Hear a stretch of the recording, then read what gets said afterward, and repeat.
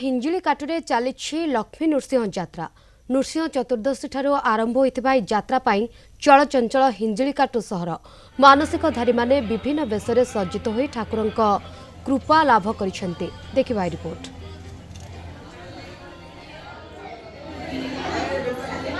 आज आरंभ होइछि हिंजिलीकाटु अंचल प्रसिद्ध लक्ष्मी नृसिंह जन्म उत्सव यात्रा। हिंजिलीकाटु सहर में यह यात्रा 3 दिन धरी अनुष्ठित होता है।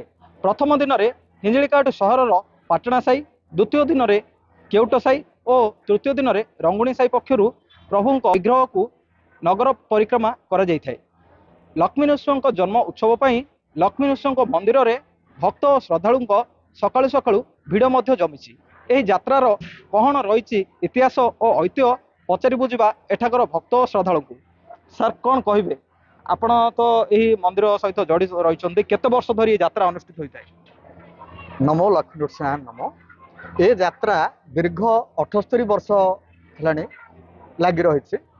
आ बहुत सुंदर आम प्रति वर्ष अपेक्षा करे यात्रा केमिति हम आसो।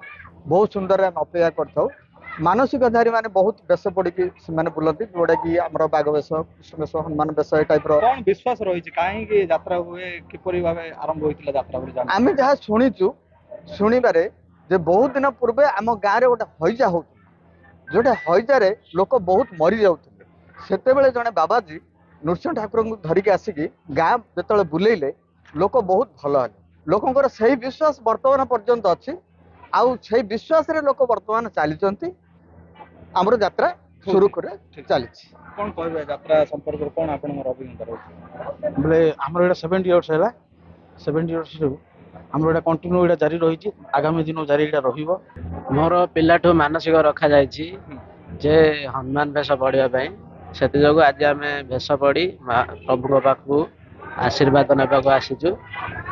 दर्शन कौन कहे मंदिर कौन दर्शन मंदिर को प्रति वर्ष आमर नृसिंह चतुर्दशी दिन 3 दिन धरी यही यात्रा उत्सव पालित होता है। सका बहुत भिड़ थिला चाहिए आसवाई गोड़र टी असुविधा है कारण आसी पार नी बर्तमान आसिली बहुत दर्शक बर्तमान भी दर्शन बहुत 1984 मसीहा यात्रा आरंभ हो हिंजिलीकाट रे अति पुरातन यात्रा ये आमर जो लक्ष्मी नृसिंह यात्रा एठारे करा जाउची एटा बहुत विश्वास रे सहित करा जाउची।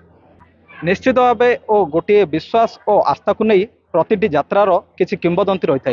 यही यात्रार मध्य सेहीपरि भाव रही अनेक विश्वास और किंवदंती। हिंजिलीकाटू पवित्र पात्र, कलिंग टीवी।